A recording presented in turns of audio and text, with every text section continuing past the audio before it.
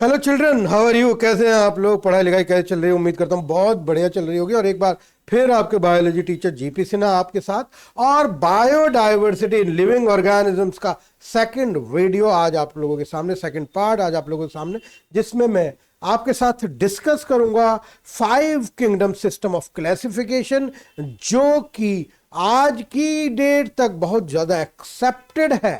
Right, तो इस 5 kingdom system classification जो कि आर एच विटेकर नाम के बायोलॉजिस्ट ने प्रपोज किया था, 5 क्लासिफिकेशन, 5 किंगडम्स में क्लासिफाई किया लिविंग ऑर्गेनिजम्स को, और on the basis of their cell structure, यानी कि ऐसे ऑर्गेनिज्म जो प्रोकैरियोटिक है या ऐसे ऑर्गेनिजम्स जो यूकैरियोटिक है या जो यूनिसेल्यूलर है या जो मल्टी सेल्यूलर है। कुछ इसी तरीके के बेसिस पर 5 किंगडम्स बनाए गए विटेकर के द्वारा। आर एच विटेकर बहुत फेमस बायोलॉजिस्ट थे और अपने इस 5 किंगडम सिस्टम की वजह से तो बहुत ही फेमस हो गए आर एच विटेकर। ये नाम मैं बार बार इसलिए दोहरा रहा हूं आपके सामने ताकि आपको ये नाम याद आ जाए, याद रह जाए, क्योंकि एग्जाम में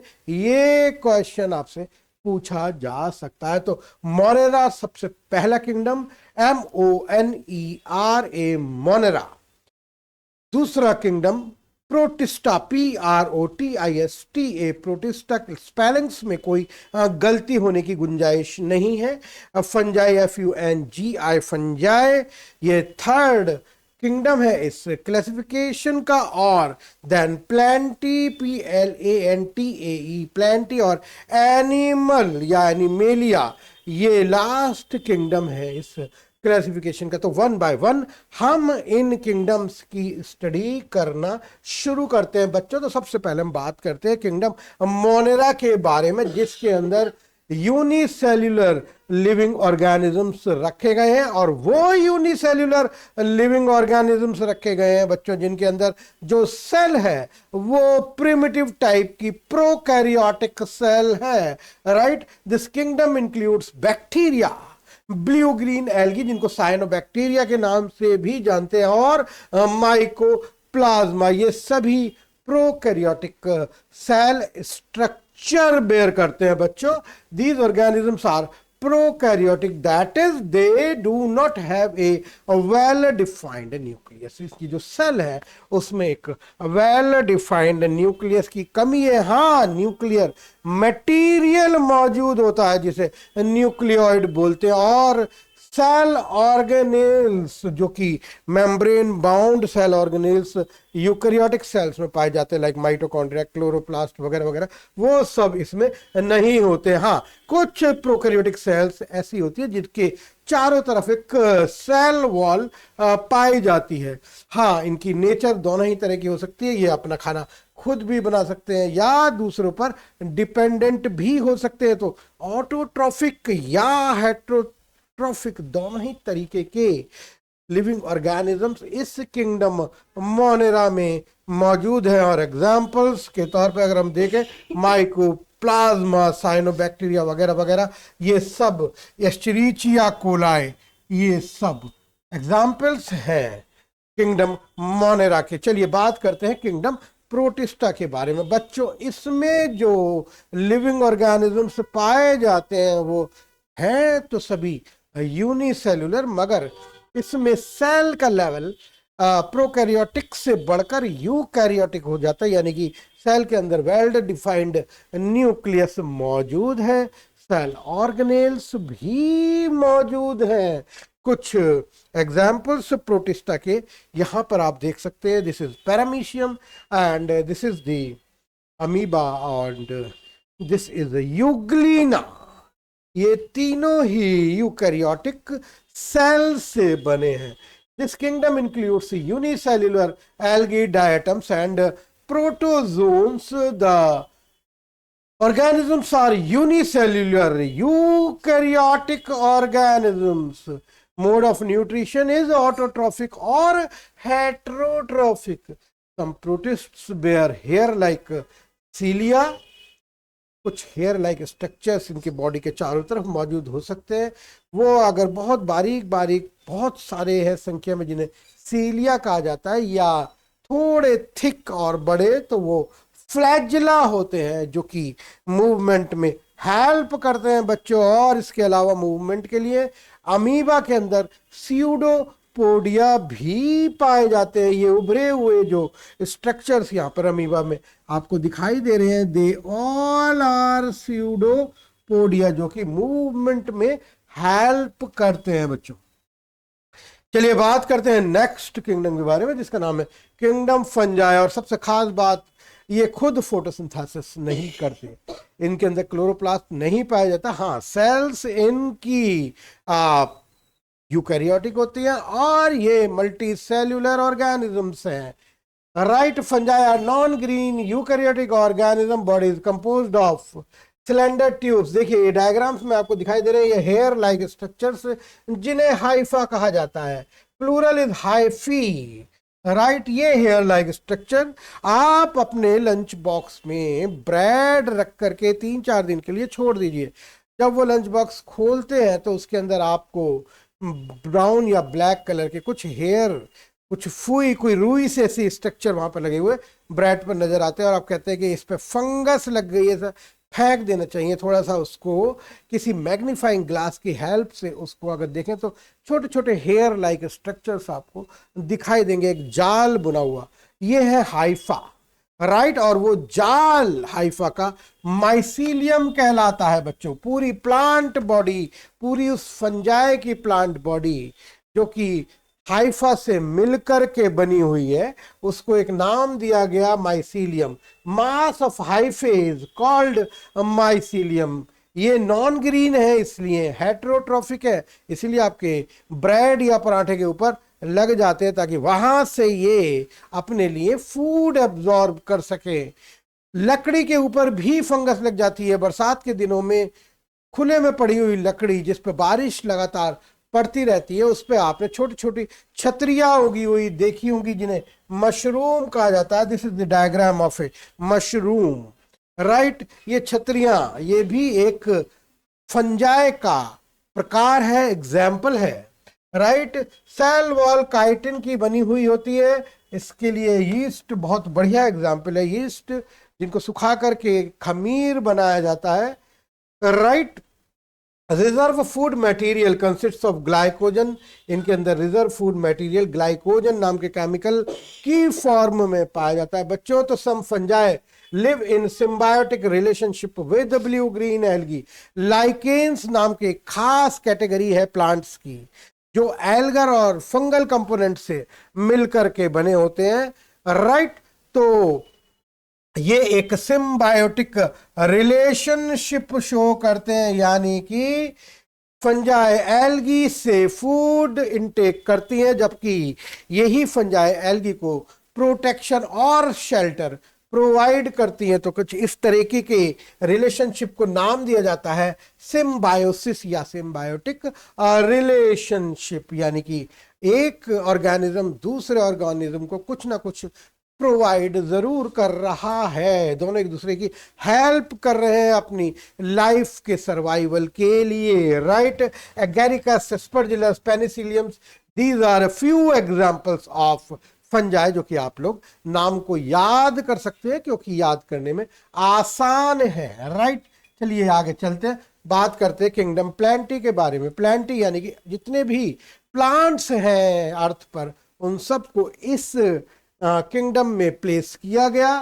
सेल्स यूकैरियोटिक है, मल्टी सेल्यूलर है, सेल वॉल सेल्यूलोज से मिलकर के बनी होती है, और इनके अंदर मोड ऑफ न्यूट्रिशन ऑटोट्रॉफिक होता है, यानी कि क्लोरोप्लास्ट मौजूद होने की वजह से ये अपना फूड खुद बनाते हैं बच्चों, और मूव नहीं कर सकते। प्लांट एक ही जगह पर रहते हैं, एनिमल्स मूव कर सकते हैं। ये भी एक बहुत बड़ा डिफरेंस है प्लांट्स और एनिमल्स के बीच में। अगर कहीं लिखने के लिए आए तो आप इसे मेंशन कर सकते हैं। And all plants are included in this group. अगर हम क्लासिफिकेशन इन प्लांट किंगडम का और थोड़ा आगे की तरफ देखें तो ध्यान से देखिए, प्लांट्स को जो कैटेगराइज किया गया है वो दो जगह पर कैटेगराइज किया गया। पहली कैटेगरी जहां पर कोई प्लांट बॉडी डिफरेंशिएट नहीं है, कहीं कोई पत्ती नजर नहीं आ रही, कहीं कोई रूट नजर नहीं आ रही, कोई स्टेम नजर नहीं आ रहा, प्रॉपरली एक प्लांट नहीं दिखाई दे रहा है, जिसको थैलोफाइटा कहा जाता है। फर्दर ये थैलोफाइटा आगे एल्गी इसकी कैटेगरी में आता है। एल्गी के अंदर प्लांट बॉडी क्लियरली इंडिकेटेड नहीं है, बल्कि एक जो मास ऑफ सेल्स पाया जाता है उसको थैलस कहा जाता है। और जहां पर प्लांट बॉडी क्लियरली दिखाई देती है, राइट, वो दूसरी कैटेगरी हो गई। उसमें भी दो अलग अलग जगह पर इनको डिवाइड किया जा सकता है, ब्रायोफाइटा एंड टेरिडोफाइटा। ब्रायोफाइटा में वो टिश्यूज आ जाते हैं जिनके अंदर वैस्कुलर सिस्टम नहीं पाया जाता। यानी वैस्कुलर सिस्टम क्या होता है? सबसे पहली बात, supply of pipelines. Vascular tissue वो टिश्यूज हैं जो पूरे प्लांट में पानी के अंदर घुले हुए मिनरल्स को सप्लाई करते हैं through the xylem and phloem tissues, जो कि एक पाइपलाइन, एक पूरा ट्रांसपोर्ट सिस्टम प्लांट के अंदर बनाते हैं। लेकिन जिनमें नहीं होता वो है ब्रायोफाइट। लेकिन दूसरी कैटेगरी वो है जिसमें ये वैस्कुलर टिश्यूज पाए जाते हैं, जिसमें आते हैं टेरिडोफाइट्स और स्पर्मेटोफाइट्स। कौन है ये दो कैटेगरीज? इनको किस बेसिस पे डिवाइड किया गया? वैस्कुलर टिश्यूज तो दोनों में मौजूद है, लेकिन ये सीड प्रोड्यूस नहीं करते, इनके अंदर सीड नहीं पाए जाते, जबकि इन स्पर्मेटोफाइट्स में सीड पाए जाते हैं। जिनमें सीड नहीं पाए जाते उन्हें टेरिडोफाइट्स कहते हैं। इनमें पी साइलेंट होता है, राइट। आप लोग इसको टेरिडोफाइट्स बोलेंगे, ना कि पेटेरिडोफाइट्स। और स्पर्मेटोसाइट्स जिनमें सीड्स पाए जाते हैं। अब सीड्स भी दो तरीके से पाए जाते हैं, या तो सीड्स फ्रूट के अंदर पाए जाएंगे, या नेकेड सीड्स होंगे, डायरेक्टली सीड प्रोड्यूस होगा प्लांट पर, फल के अंदर बीज की कोई उपस्थिति नहीं होगी।